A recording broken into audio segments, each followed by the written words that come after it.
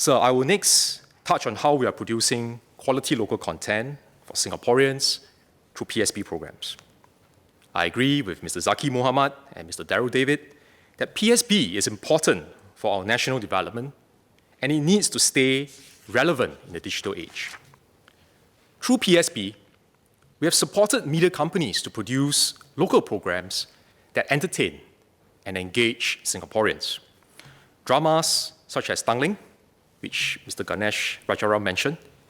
On Channel 8, we have this very popular program called Yao Yao Ba 118. And we also have Adu Bibiku and Vetri on Surya and Vasantam. And these are very popular programs that continue to drive primetime viewership on our free-to-air channels. Other genres, such as documentaries and current affairs programs, have also been well received. One example is the excellent documentary on nursing, produced by Channel 8's Tuesday Report. I attended the preview, and I met the nurses and their families, and the viewers who have watched the episodes found them to be very meaningful and memorable. As several members have highlighted, the media landscape is becoming increasingly challenging. Changes are happening very quickly, and we cannot stand still. Apart from Netflix, Amazon Prime, and Viu, recently I read YouTube will be launching a new streaming television service called YouTube TV. So there is a lot of competition. The selection of over-the-top content is growing rapidly, but consumers' time and attention are limited. Even premium content on pay TV channels no longer hold the same draw. And this has caused TV advertising revenues to decline. But at a time when more investments are actually needed to build capabilities in content production and online technology. Mr. Vikram Nair and Mr. Zaki Mohamad asked about MediaCorp's plans to better position itself for the future. At last year's COS, I spoke about transforming PSP by focusing on the 3 Cs: content, channels, and capabilities. These remain our focus in bringing quality local programs for all Singaporeans. First, on content. I recently read a Straits Times interview of MediaCorp's award-winning scriptwriter, Mr. Ang Eng Tee. He's a scriptwriter for many of the popular Channel 8 dramas, Hero, Yao Yao Ba that I mentioned earlier, and previously, The Little Nyonya. And what Mr. Ang shared when he was interviewed by the Straits Times was that the challenge to get eyeballs for local TV will increase. But he said, and I quote, "If we continue to tell Singaporean stories, there will be something here for Singaporeans to watch," unquote. I fully agree with Mr. Ang. Locally produced PSP programs can best capture and convey our unique Singaporean flavor. Now, we cannot match the budgets of Hollywood productions or Korean dramas, so we must compete differently by engaging our viewers through quality local content.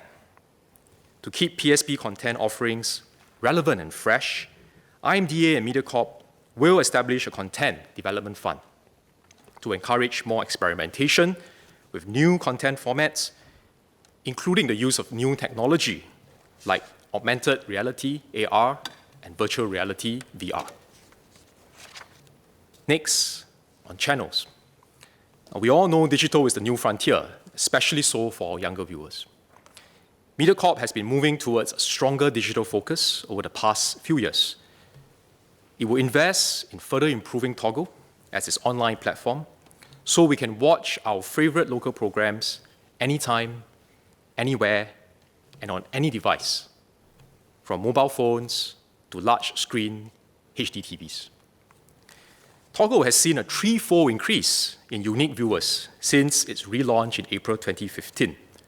Now, I must say this is an encouraging improvement considering the intense competition for eyeballs. And this growth is helped by the first slate of Toggle original series, which was well received. So it goes back to what we discussed earlier, that content is ultimately the most important thing. Good quality local content is what I think will help to drive viewership. We will support MediaCorp to boost its Toggle offerings. This year, MediaCorp will roll out an even bigger slate of Toggle originals And these will involve collaboration with independent producers and tertiary institutions, and cover a diverse spectrum of genres to offer more content choices. For better user experience, Toggle will also enhance its streaming reliability, navigation, content recommendation, and personalization features. Now, I was glad to hear Mr. Vikram Nair spoke earlier about watching his favorite shows on Toggle. And we will certainly look into his suggestion for MediaCorp to add subtitles so that the shows can be enjoyed by more people. Even as MediaCorp strengthens its digital channels, free-to-air or FTA TV channels remain important for many viewers. FTA channels are collectively still the most popular destination for Singaporeans when it comes to media consumption. Good content developed for Toggle can then be retelecast on FTA TV so that TV audiences can also enjoy them. I'm pleased to inform Mr. Zaki Mohamad that MediaCorp will reposition Okto as a children and sports channel. Last month, our first local bilingual TV series for preschoolers, Junction 3, was shown on Okto. This series is supported by IMDA and the Lee Kuan Yew Fund for Bilingualism. MediaCorp has also started featuring sports programs, including programs that encourage young Singaporeans to take an interest in sports and lead active lifestyles. One example is Okto Cup, a futsal tournament for kids. So I remember last year's COS, Ms. Kwek Xiao Yin also raised this point about children's program, and I also want to thank her and acknowledge her suggestion. And we have discussed with MediaCorp how best we can focus on this area, because I agree with her. It's very important to provide good quality programs for our children. So the third thing we will do is to continue to support MediaCorp's efforts to build its capabilities in producing good quality programs for both TV and digital channels. This includes enhancing training in core skills such as commissioning, directing, storytelling, and content production. To invest for the future, IMDA will partner MediaCorp to build a pipeline of young creative talent for the media industry through new scholarship and apprenticeship programs, as well as collaborations with schools. We want to discover young talent and then groom them early in media and content production. This includes a program to develop young producers to create content targeted at youth. So content produced by young people for young people.